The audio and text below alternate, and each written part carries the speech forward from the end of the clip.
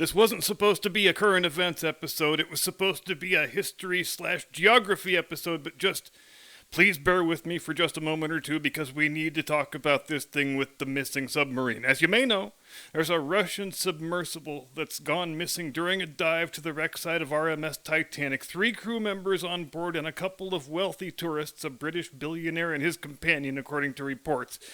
Now, the Titanic story has been an area of interest for me pretty much my entire life. When I was a little kid, I enjoyed the mystery of it all, and then when they discovered the wreck when I was about 10 or 11, my interest stayed just as keen, even though the mystery was now solved. So, suffice it to say, I've read no shortage of books on the subject. I'm subscribed to all of the major Titanic-centric YouTube channels, which also, by the way, are great resources for civil maritime history in general. And I like to think I have about as thorough an understanding of the subject as it's possible for a layman enthusiast to have. So, obviously, when I heard that a tourist submersible had gone missing on a dive to the Titanic wreck site, it piqued my interest, and I wanted to learn as much about it as I could. So this morning I spent a good 30 or 40 minutes listening to a succession of interviews with a succession of experts on a succession of mainstream cable news channels that will remain nameless. And I think I've never heard a more ignorant, more half-baked load of horse shit in my entire natural-born life. And at the end, while I hadn't learned anything I didn't already know, I had nonetheless witnessed a great object lesson in how all news is fake news and how stupid it is to always venerate credentials over everything else, including basic common sense. I'm going to pull the curtain back for you right now and clue you into how things work in newsrooms when a story breaks that requires interview subjects with specialized knowledge. In this case, story breaks about a missing submarine. So the managing editor goes out to the newsroom, gathers all the reporters around, and he says, "We got a missing submarine, people. I need expert interviews pronto." Then all the reporters start furiously rifling through their Rolodexes, or whatever you do today with your smartphone, because they've each got a contact list of experts they can turn to for quotes and interviews when there's a story on something that is some sort of specialized topic. So they all start looking for people that know about boats and water and diving and stuff. But here's the thing.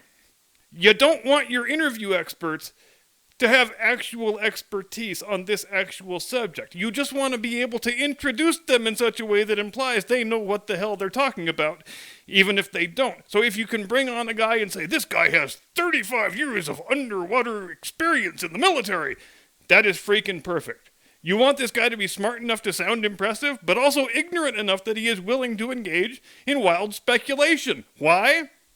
Because if you brought on actual experts on this type of vehicle and this type of expedition, well, it wouldn't be a very damned long interview, because those people are 100% dead. I'm sorry, they are.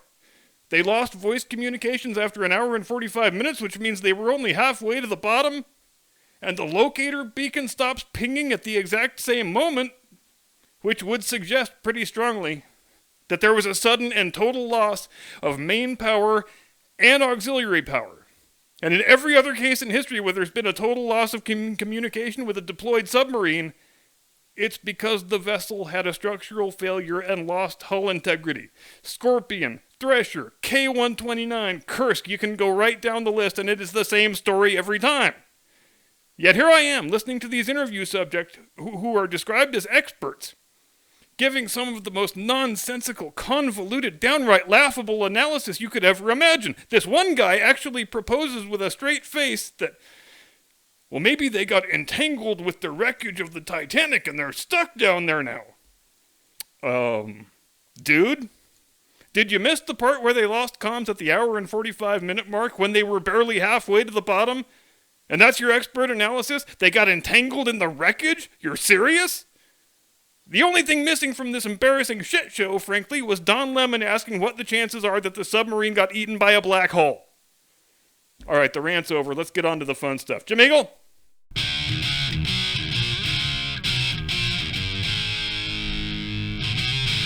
From high atop the battlements of Castle Curmudgeon, where we still revere Admiral Hunter Biden as America's greatest naval hero, despite the fact he is now a convicted criminal.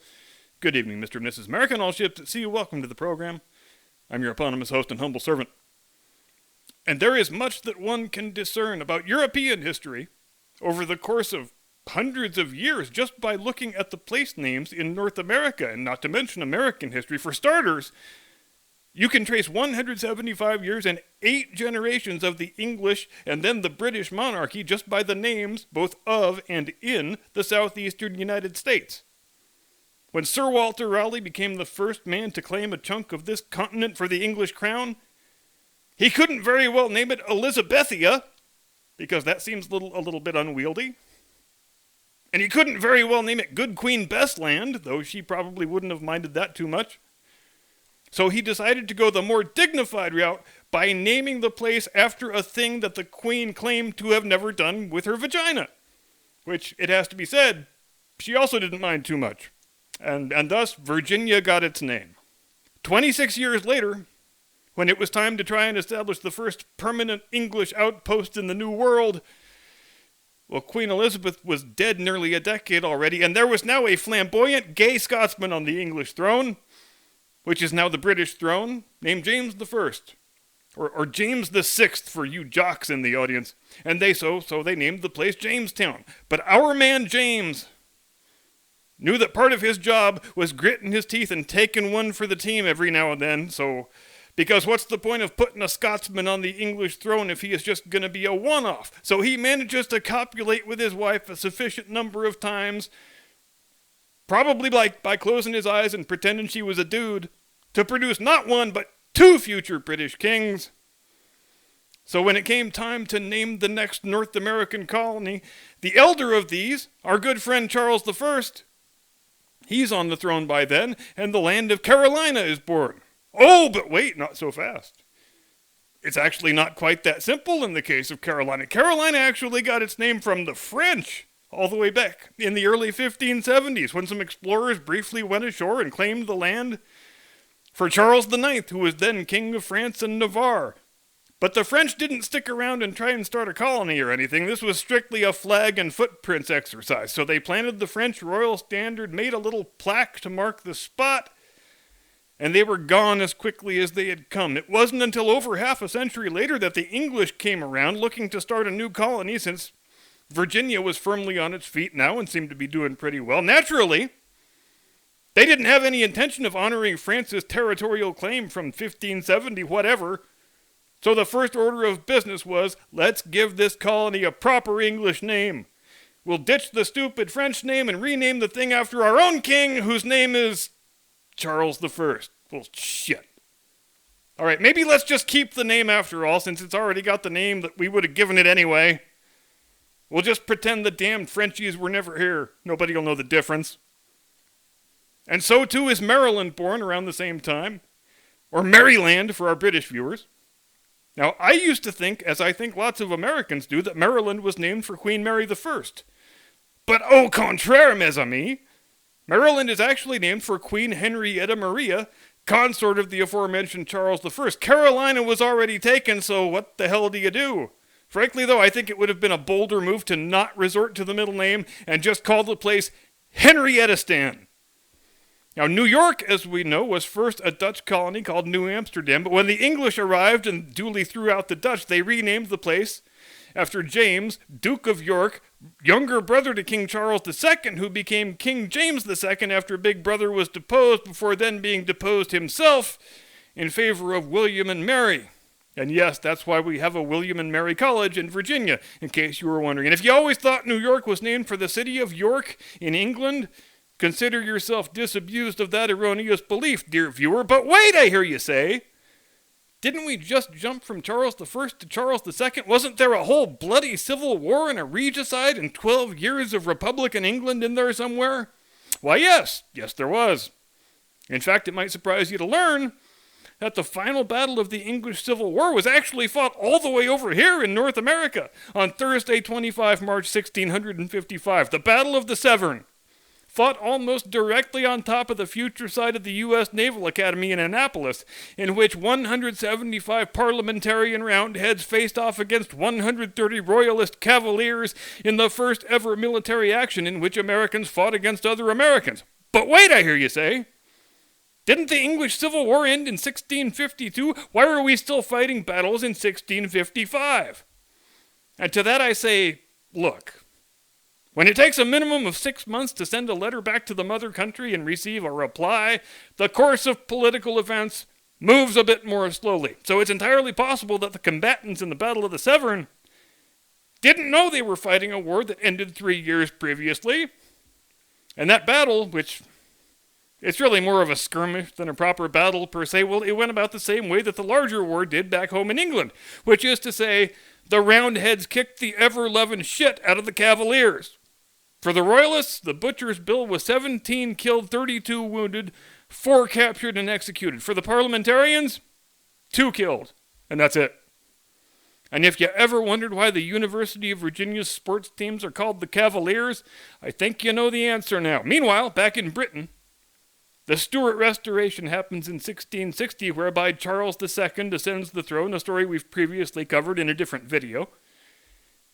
He gets deposed, then his brother James gets deposed and replaced by his daughter Anne, who of course is the namesake of the aforementioned Annapolis, Maryland, who dies childless despite having been pregnant 17 times, and then, to eliminate any risk of a Catholic ever again sitting on the British throne, Parliament passes the succession to the Hanoverians from Germany, and so begins the Georgian Age, and so the colony and state of Georgia gets its name. Meanwhile, farther west in the continent, for nearly 200 years, the French owned the entire Mississippi River Valley, basin, whatever you want to call it, which of course is still evident today when you look at the place names. For starters, the state of Louisiana, named for King Louis XIV, and as you go south to north, most of the major settlements on the river still retain their original French names.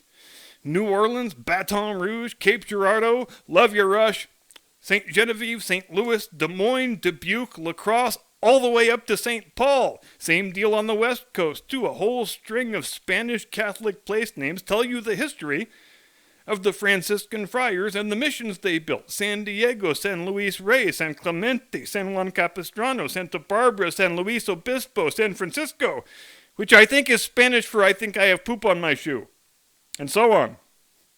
And there's no reason we need to limit ourselves just to state names and city names. Here is just a brief selection of U.S. county names that derive from European royalty, and we will exclude the ones that are named for people we have already mentioned.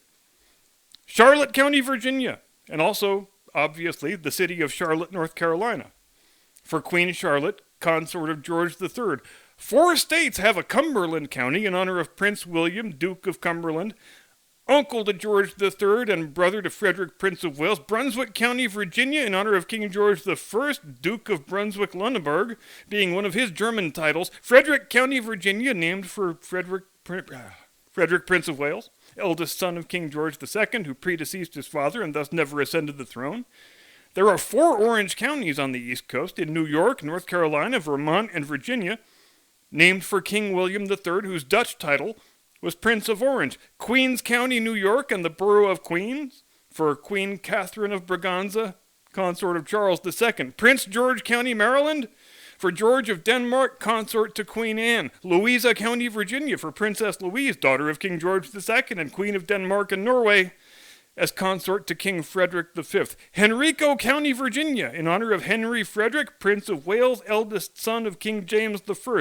Dutchess County, New York, for Mary of Modena, future queen consort to James II.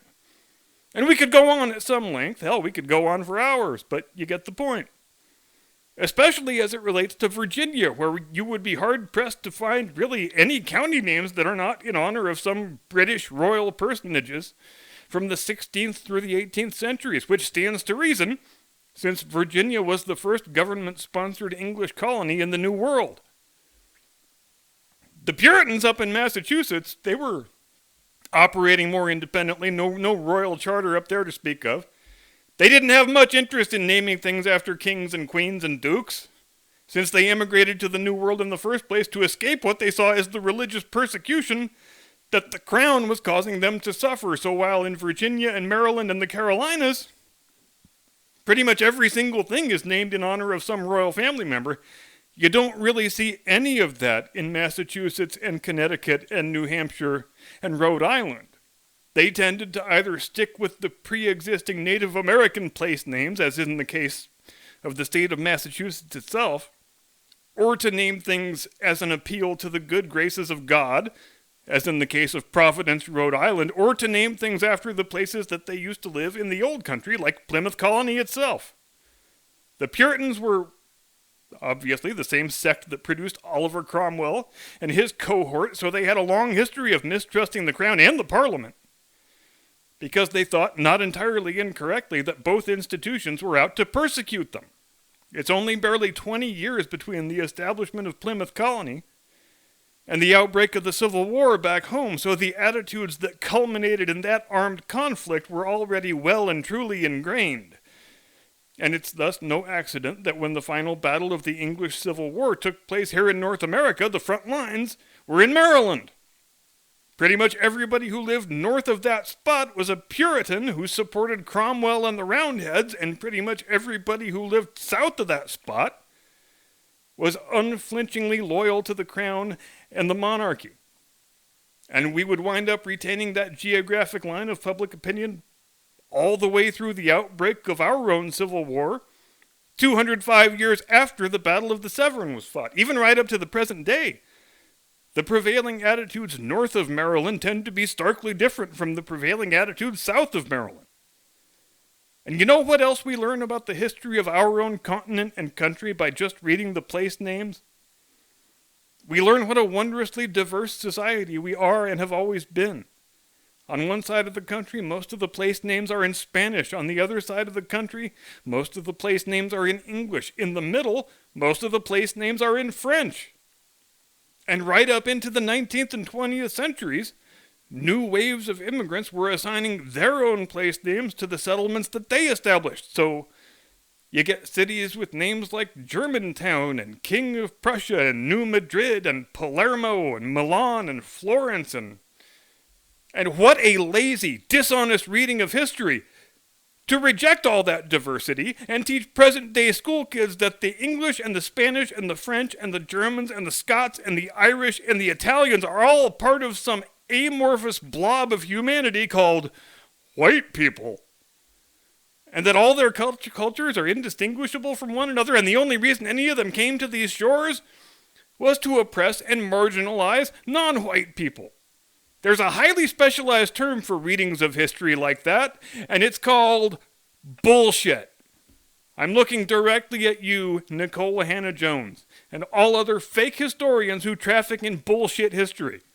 And there is an open microphone for you on this program anytime you wish to engage in an intellectually honest exchange of views with a non-like-minded person, but I will not hold my breath for that.